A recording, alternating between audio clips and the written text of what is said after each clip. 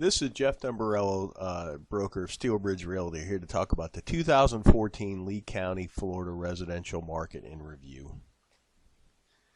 Disclosure, this is my work done for me and shared with you. The data came from multiple sources. Those sources are the Lee County Clerk of the Court, the City of Cape Coral, the U.S. Census, and the MLS data. About us, we're a licensed real estate brokerage. We use cutting-edge marketing techniques to offer solutions in today's challenging environment. Our group of professionals have decades of experience. And whether you're buying or selling a home, hire someone like us. We want to earn your business. We invite you to contact us. We will be happy to assist you with this important transaction. 5 things you need to know that happened in 2014. Number 1, the distressed market is really an afterthought to everyone but the buyer who waited too long to enter the market and the service providers who made it their entire business model. This is a chart showing the percentages by month of the distressed market, and here lately we're in the 20, all the way from 15 to 21% in 2014. Here's a chart of foreclosures. I made this chart last January, and I was pretty sure we had assumed the new normal status. This is the chart from this year, and we have definitely assumed the new normal status of foreclosures, which is essentially about 125 to 300. Here's the entire foreclosure trend for perspective. This was the second bump. I think a lot of people thought it was going to resemble this as another second wave. Supplying new inventory is one of the market's biggest challenges. Rising prices will induce some sellers to trade out. But then you got to question where you're going to go if you sold your home, and remember you're going to have to buy into the same market. And if you're an investor, you got to ask yourself, what are you going to do with the money? New construction is the answer to the inventory problem. Here's a couple things to think about. The appraisals will hold prices in check for a little bit until the channel's a little better defined. We're seeing that in our day-to-day business now. Interest rates are still very low, which makes homes affordable. We're really in the market missing an entire vintage of about 2008 through 2013. Land is still historically cheap for now, and here's some perspective on the land prices. This is all lots, all lot types in Cape Coral, average and median price. When you're looking at the last cycle, you really don't get what's going on in this cycle. So when I take the shorter view of just this cycle, the Cape lot market is recovering pretty well. The market is stabilizing in relation to the bubbles of activity. We do bubble charts here to kind of let everybody know where most of the people are looking in the market. Last year's bubble chart, this is from when 2013 versus 2012. There's a very clear shift in the market as it shifted over. When I did 13 versus 14, there really isn't that much of a difference. The market's pretty much stabilized with, we're missing some cheaper homes in the $70,000 price range, but we're selling more 170,000 all the way up into the millions. This chart's a neat chart. It shows the last cycle and this cycle by pricing. The red line being the last cycle, the blue line being the current cycle. And you can see that we mimicked the last cycle for a while, and then you're starting to see 04 and 05 in the last cycle pulled wildly away to where we're just getting slight price increases, but not like we did before. And this is really a function of the banks aren't giving out crazy loans. There's no stated income, no stated asset loans. So this is a sustainable market that's actually driven by sensible leverage. Some perspective, we operate in a seasonal and a cyclical market. The seasonality is really determined by our weather. Up north, when it's warmer, is when they're busier in the real estate market. Here, when it's a little cooler, is when we're busier in the real estate market. The cyclical part of our market is governed by demographics, and we're going to talk about something, seasonal pricing bumps as well. Right now, we're in a sustainable boom. MIM is money in motion. It's every dollar that flowed through. This is actually dollars sold by realtors.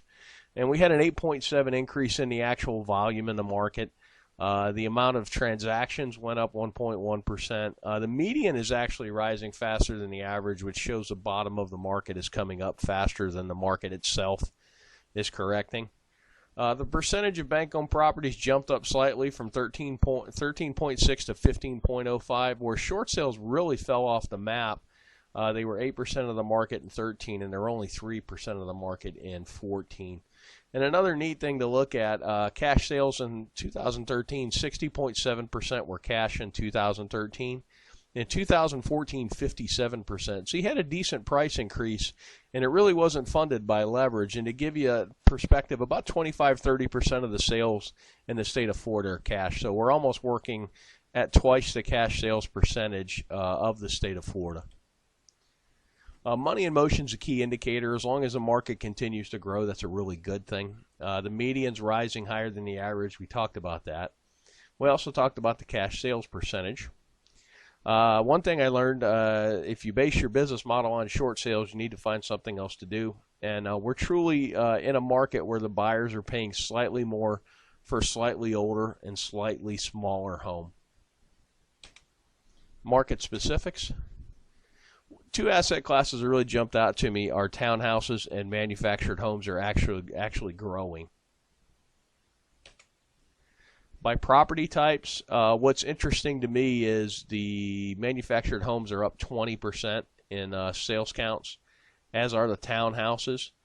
And when you look at the price increases, they're probably some of the lowest price increases, and that's the market seeking a good quality buy, basically. The single-family homes are up 7%. They just about mimic the market as a whole.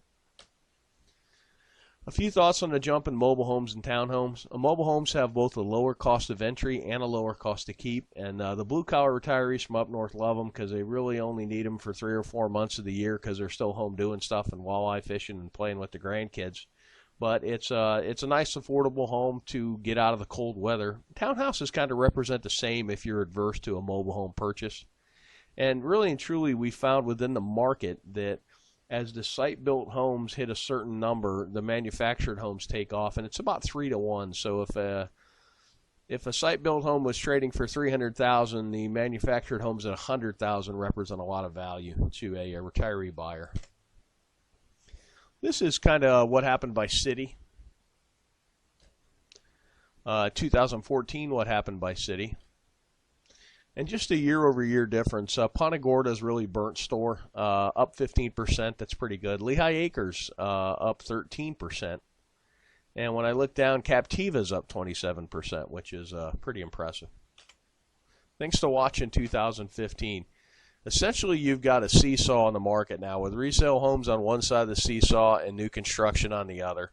And they're going to trade back and forth. As the new construction takes a leg up, then the resale become attractive, and then vice versa. I'm seeing sometimes in the market where for a 10% increase in price, you can get a brand new home versus a 9-year-old home. That's kind of a no-brainer. Inventory is the key. Whoever can bring some inventory to market is going to make some money. And this applies to both the retail and the investment segment of the market. This is single-family permits in Cape Coral. When you look at the totality of the last cycle, you really don't get that excited about what's going on now. But when I take out the last cycle, it shows you there's some pretty good permit growth. Projection of retirees. We take this from the census, and if you were born 62 years ago, there's a likely chance you're going to retire, and this is in the millions by how many there are. This is actually the 62-year-olds against our sales counts. It's a pretty good correlation. And then 66 is kind of the official retirement age. And it doesn't quite resemble as much the 62, our sales patterns, and I think the 62 more kind of takes in early retirees. One last thing, this is a long chart average price of the whole market. This little blip right here was when the banks really let it loose and just basically gave out free money. And that's kind of what we're looking for now is everybody's looking for when this time is coming back, and it's really going to be tied to leverage. We were in a boom, which is what we're in now as the market went up to here. And then when the banks went crazy, and you also had Hurricane Charlie in here, which took a little inventory and dumped some insurance money into the market, which kind of overheated it a little more. But this was based on easy money and basically turned into a mania. And that's kind of what you got to watch for now is loan programs. If you have any thoughts or questions, why don't you give us a call at the office at 239-694-3300, and my extension is 102. And you can always, if you're watching this video, click the link below the video and fill the form out, and we will be in touch with you. Thanks for watching, and make it a great day.